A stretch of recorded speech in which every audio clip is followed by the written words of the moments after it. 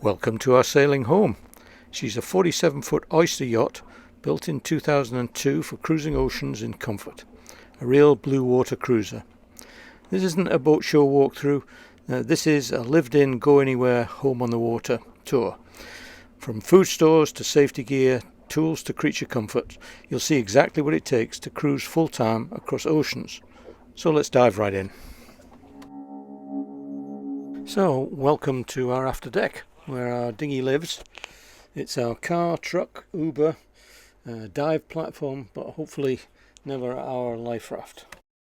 We already have one life raft on board. We store most of our fenders when we're in port on the back edge here. You can see there are two gin and tonic seats here, which are mostly used for putting fuel on, as you can see.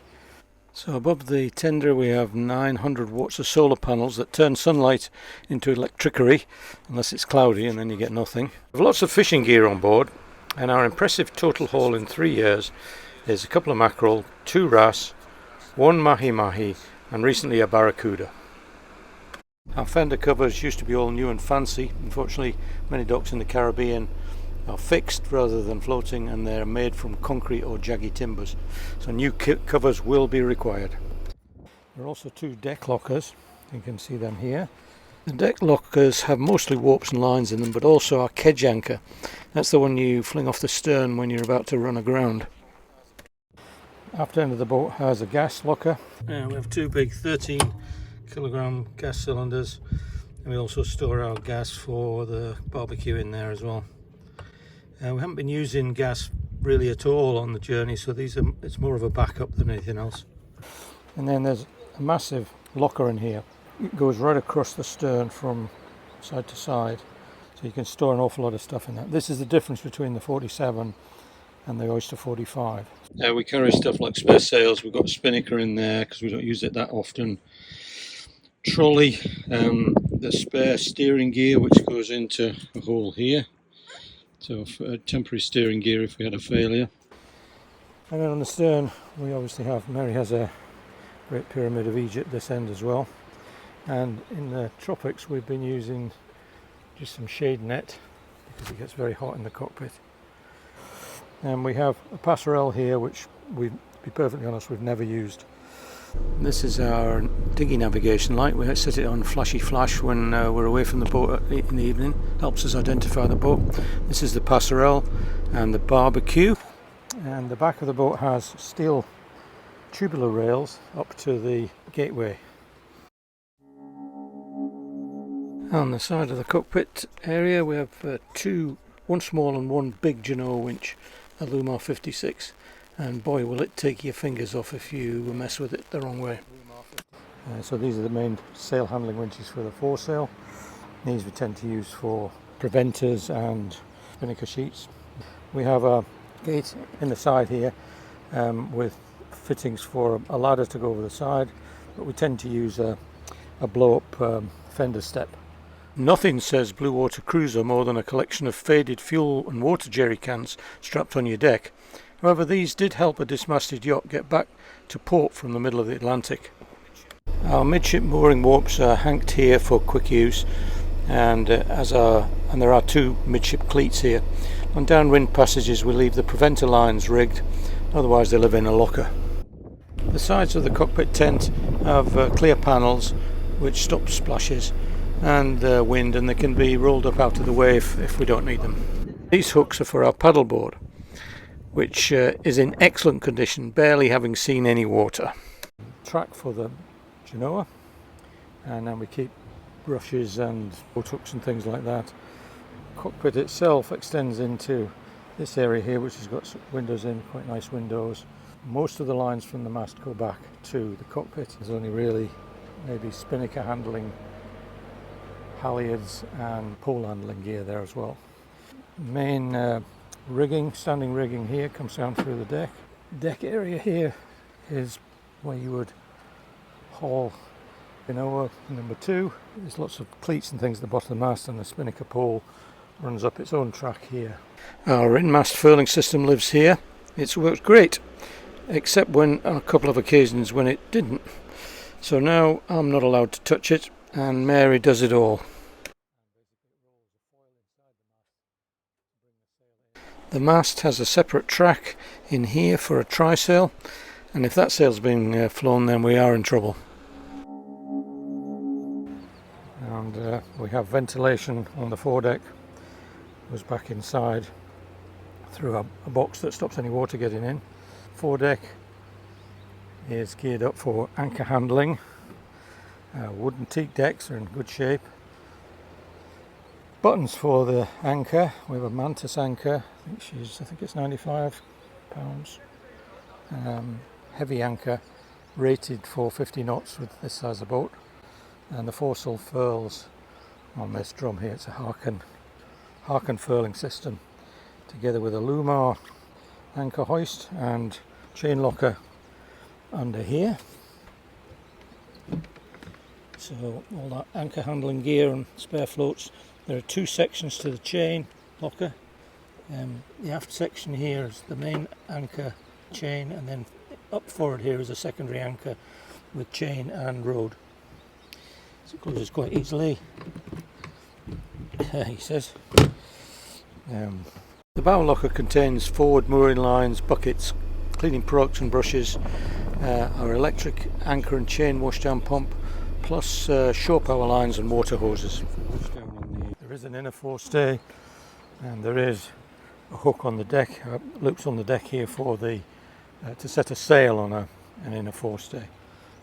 Up the mast you can see our deck light, navigation gear. We've got a loudspeaker, loud hailer, and we have 3G extensions for phone signals on shore. Radar mast is Bluetooth and hardwired to systems down below, the navigation equipment. These lines go back to an electric winch in the cockpit, and they control the mainsail reefing winch, which is here on the mast. It can also be manually operated, and it has a little clutch that allows a ratchet system to stop it going backwards. More halyards and a manual winch on this side of the mast with clutches, and clutches for the spinnaker track. Two deck hatches both sides for the bunk room and the head on the day head on that side. They are designed both for ventilation and the secondary uses as a trapdoor to the bilges. We're going on passage. The Dorade vents are removed and these caps are put in place. Washing lines are run in the triangle of the baby stay and the main shrouds port and starboard. The cruising lifestyle, airing your laundry in public. In strong sunny conditions we use an old dust cloth for shade on passage. We remove it or reduce it for aft visibility. We have jack stays fitted right along the side of the deck to hook onto in poor conditions, mainly to stop me ending up in the drink. This is the rig we've had up through the night. It's our main Jenny, pulled out and full mainsail, and we've been doing, well, we've had surfing up to 16 knots on a wave, which was pretty scary. 16 knots is pretty fast for boats this size, but we've certainly been seeing 10 knots quite regularly, and the wind speed gets up to, well, last night was up to 32 knots. Today it's 20s. So I can introduce you to our cruising chute, perfect for those rare occasions when the wind is just right, we have enough crew, and I can remember how to rig it up. This side, yep. Port side. Port side.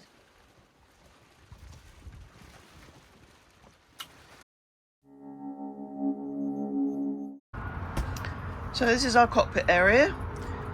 We have a opening in the roof that we can roll back so we can actually see what the main sail's doing.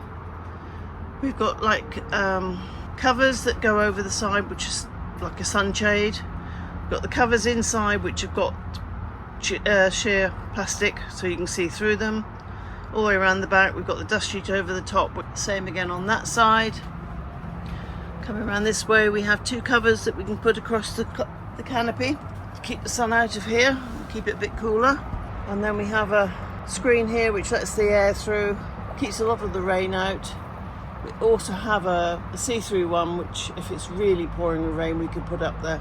We have seats each, obviously cockpit cushions. You've got the binnacle here with all the repeater instruments on, compasses there, drinks holders here. We tend to keep the table up when we're sailing for iPads and things. You've then got the clutches here, so you've got the main, the kicker strap, the topping lift and the out haul. On this side you've got the main in and main out, which is on a continuous feed. That's a solar panel light and a couple of extra clips.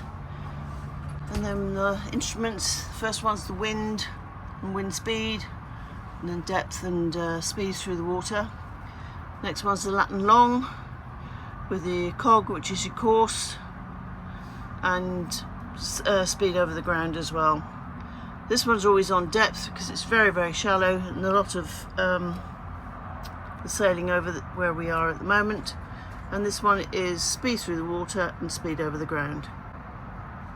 We have the two doors that normally slot in here. They live down below when we're actually sailing, and that is the rev counter and the temperature gauge for the engine. Below decks is our main saloon with nav station to starboard with a large fold out dining table, comfy seats, and on the port side is our galley area. Both sides of the main saloon you can lie out on here, get yourself wedged in with cushions and things against that, and there's a lee cloth as well, comes up here, so it works pretty well on passage.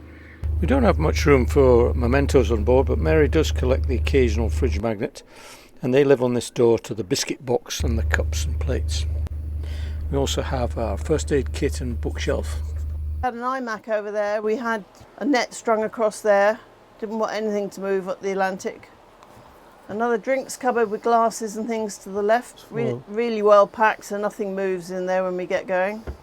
Yeah. It's got electrical leads and a charging station and some of the food, more food on top shelf. Underneath the two seats and behind those seats are spares. A few bottles of Glühwein are in there. We have the inverter under there for And the inverter. power. And then to your left, down below, is another cupboard, drinks cupboard. It's not a full cupboard because this turns into a berth. So this hatch comes out of here and you can put your legs in there. You can sit here, and then there's a lee cloth comes out. So that's actually a pilot berth for passage, which is quite good. We strapped the freezer to the floor when we came across. That's an extra freezer we've got. So that had all my pre-cooked meals in for our Atlantic crossing, which served us really well. We even had some left over. So there's another cupboard under the table with a few more bottles and snacks and things in it. Mm-hmm. And the two nets hanging up from the handle. Limes, coconuts, pomegranates. And so why have we got so many bottles on the table here? Oh, we've got two friends coming, so I've just filled these up with iced water. We have iced water bottles as well, which we top up all day long. And behind door number one, we have the distribution panel where the 240 volt AC electricity is shared out, and there's also a galvanic isolator in there. Main engine and generator spares are in here, filters and the likes are all in here, complete with an up-to-date list. And behind my Beckway whaling model is the glasses cupboard and our board games, most popular of which being Marine Jenga and Pass the Pigs. On the bulkhead we have the ship's clock, our barometer, and one of many fire extinguishers aboard. This is our forward cabins in extra crew mode, with one bunk berth free for crew and one forepeak berth, or we can turn them into just a double forepeak berth for crew. We've got a couple of fans in here just to move the air around a bit. And under the V-berth we also have our bow thruster and the battery that also services the anchor windlass. We've got carpets down just to try and protect the sole of the boat. When we don't have extra crew, these rooms revert to storage. So the bunk room basically has sewing machine, bags, we keep potatoes and onions in this side because it's a darker room, and around the back here is the water purifier that sits in the back of the door. On the bottom we've got two scooters in there, and yoga mats and emergency survival suits. On the top we've got dry suit and the paddle board, glues and stuff for jobs that we're doing immediately. This is a glue box, something to massage your back when you've got a bad back. Under here at the back we've got a laser jet, seats and navigation lights for the dinghy. This cupboard here is full of spares, so that's electrical, stainless steel balls. Basically we're better stocked than your local chandlers. Why? Well, when you need a part, the nearest supply may be 100 miles away, and we of course can't get Amazon, eBay or Temu. Which has all our flags in it, the various places we're visiting. And then the bottom cupboard is tools, so I've got every tool imaginable in there.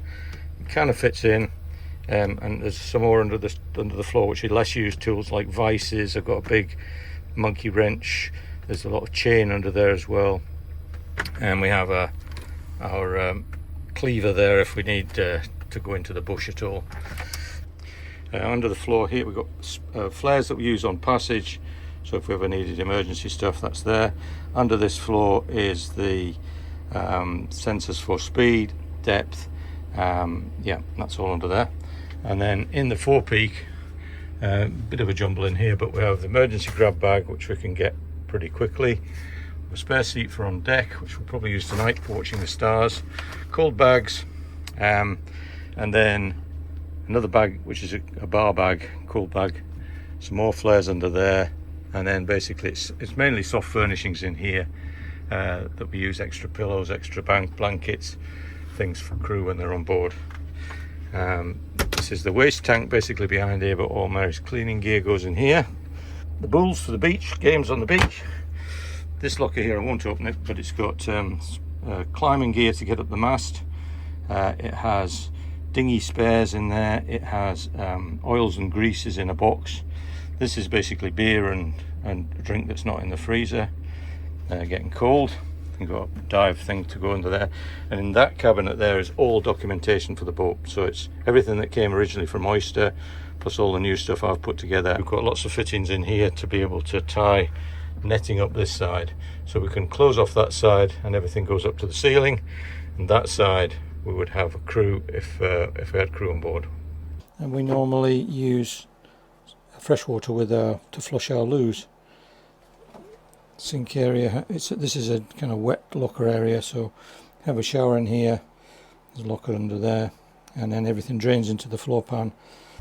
We do have a few cupboards that we don't fill with anything else, so the ones we do we fill with tins, food for long distance passages.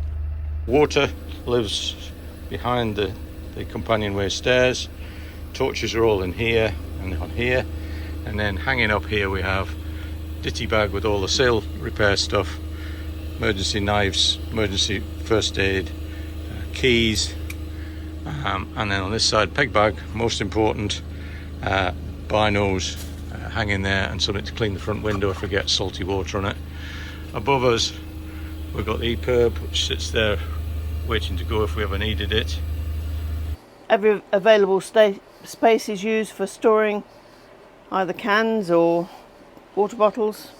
Yeah, so what's this green stripe on the steps for? Well, they're illuminated at night, so just for safety really, so you can see the edge of the steps when you come down. Yeah, and this thing you fitted here?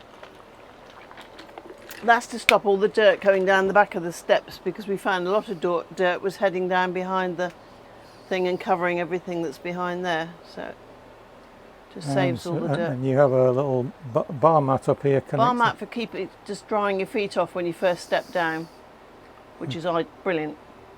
I've got interchangeable ones. We have a nice big fan. My other little fan, which is by your leg, needs frequent topping up, so it doesn't last terribly long. It's a battery one, isn't it? But the table is brilliant, because if we have a lot of guests on here, we can then flip the top and it opens and there's a leg that it stands on, so it can reach the other bench the other side. So the boat's kind of geared up for passage making. This is not presenting. This is living on at the moment. This is what a boat looks like when it's being lived on. If you see lots of things tours, get secured away before we set sail. Tours are most boat tours are just clean when they're selling the boat and there's nothing out. But this has been tidy for Ross and Yvonne to arrive. Yeah, so it's a bit tidier than it normally is, but everything has its kind of place on here. We've got the windows, blinds across the windows because the sun here is really bright, and Mary's tries to protect the furniture. It keeps the heat out as well because it reflects the heat away. Yeah, and then we also have a couple of washing lines that are tied up here every so often because sometimes it rains here. Not often. We store water under the floorboards in here, so there's 3 or 4 bottles, 5-litre bottles of water, and we've got a couple of spares at the moment for Ross and Yvonne coming. So under the step here as well is where the fuel filters are. This is what it looks like when I'm actually swapping the filters out. It's not that accessible, but it is under there. And the other thing that's under Mary's feet here is this is the main fuel tank, which holds about 700 litres. And there are fuel cocks under there that switch off the fuel. So they go all the way around here and round to your side. So they're all underneath the floor. And the water is on the other side. Yeah, under the so floor. under this floor here, as Mary says, the water tanks. Water this side.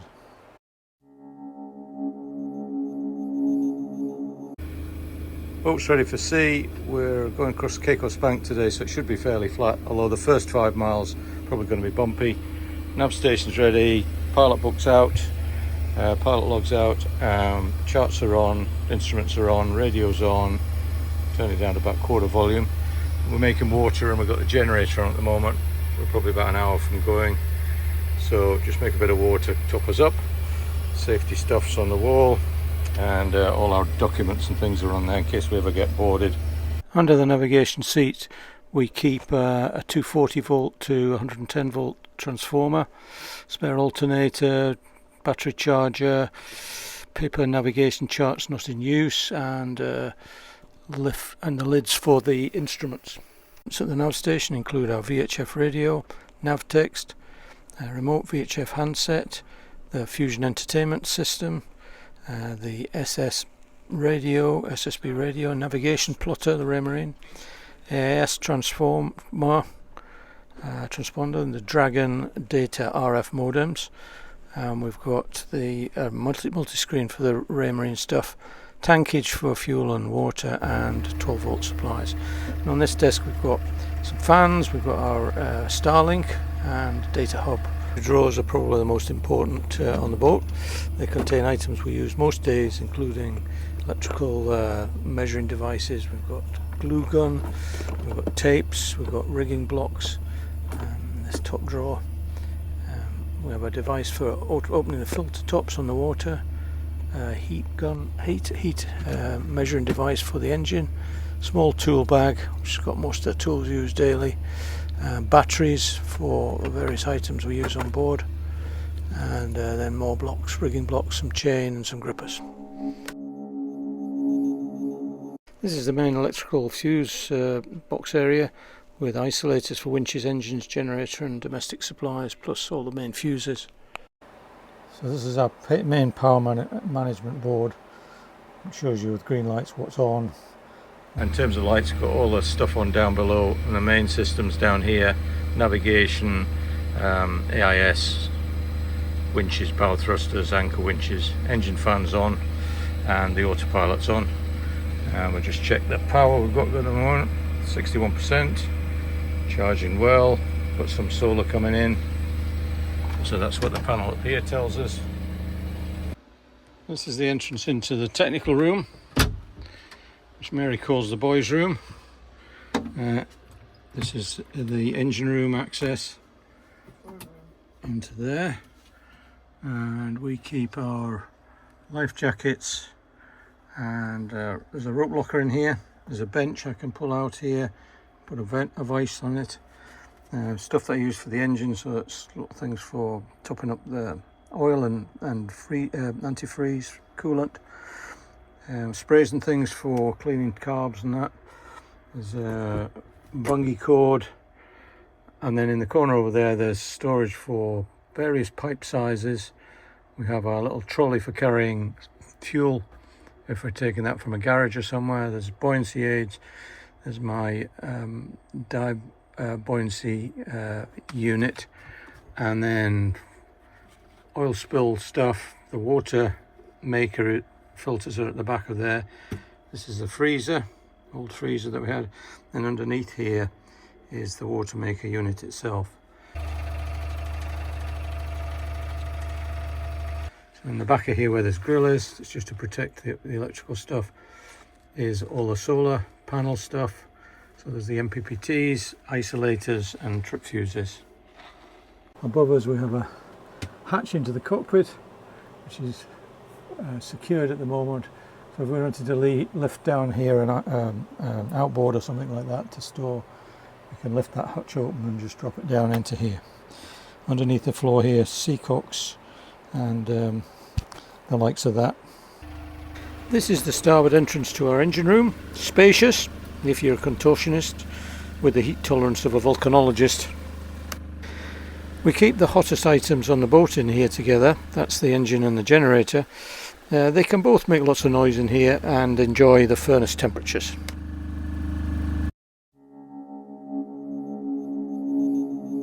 Coming back through the galley. Galley's pretty good on passage because you can put your back against here and hang on to this bar here if you're cooking stuff at sea. So that works quite. Behind the seat we have our cooker there.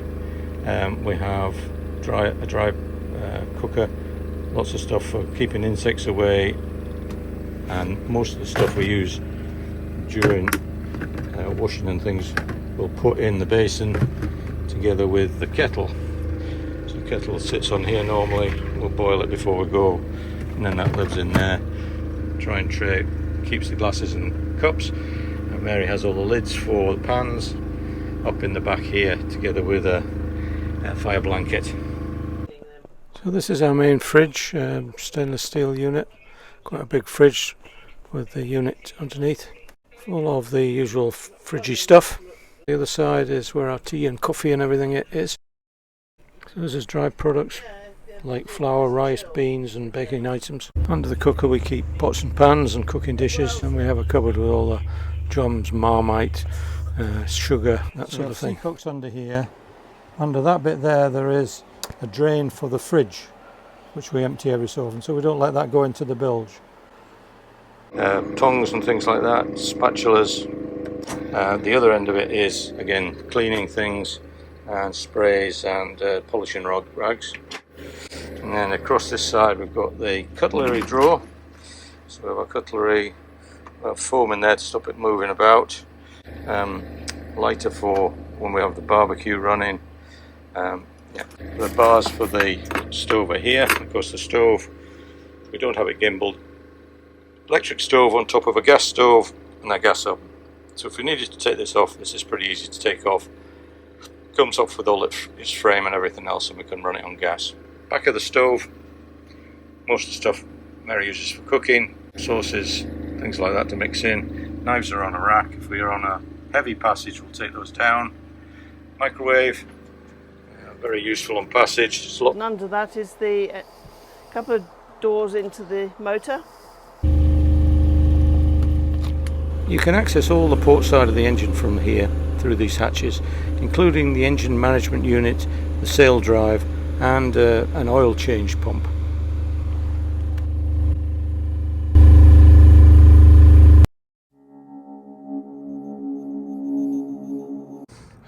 So this is the aft berth called the stateroom by Oyster. It's a nice big double bed, splits in the middle, and underneath there is the steering gear, and there are two drawers under this end of the bed. Very comfortable, lots of cupboards around here as well. There is one hatch in here which we have a fly spray on. It's kind of magnetic, so it comes undone quite easily. We have 3 fans in here, 2 over that side of the bed, and one over here. So the only hatch we have open on passage is this one, which has a cover on it if it rains. If it was getting bad, we'd close this down, but spray never normally reaches the back. It's only if we were completely swamped would it get in there. Maybe we should keep that closed on passage, people will say, but it just adds a little bit of ventilation, otherwise it gets very hot. Generator got that running at the moment, just topping the battery up. This is a generator door. So there is an AC unit in here as well as the one in the saloon, although it's a lower rated power out here. Shower room head. I've got the dehumidifier lies on its front in there so that it doesn't rattle around, and the floor's been pumped clean. Everything round the back of here normally goes in the sink for security so it doesn't rattle around too much. Make sure the window's closed on passage. This has a switch for the pump under the floor, have a shower. Make sure keep toothbrushes, medicines. The shower, we've got these little things that hold the shower products and shampoos, and they work pretty well even on passage. They don't fall off, so we're quite happy with keeping them there. So Mary's corner, she can do her makeup in here, and yeah, we've got pictures of the kids and everything on the back here. A different video today, not your usual spick and span, sparkly, everything put away and empty storage units boat tour. If you're a long distance cruiser, you'll know that you have to travel with everything you need to live comfortably, and fill every available space with items you will inevitably need for a safe and comfortable passage. You don't always have a chandlery at hand, so you have to have spares and be able to fix it yourself, along with living comfortably and eating well. Our Oyster 47, she's solidly built, she's well thought out in terms of layout, and we feel very safe aboard her. Some creature comforts we left behind when we left the land, others we've gathered as we've been on our travels. And filled all the spaces. We both love the boat and have all the things we need for sailing oceans and to live comfortably. It's as big as we feel comfortable with, operating with two people. We've upgraded her considerably since we bought her, and the liveaboard lifestyle's treating us well. So, until next time, fair winds and following seas. Bye.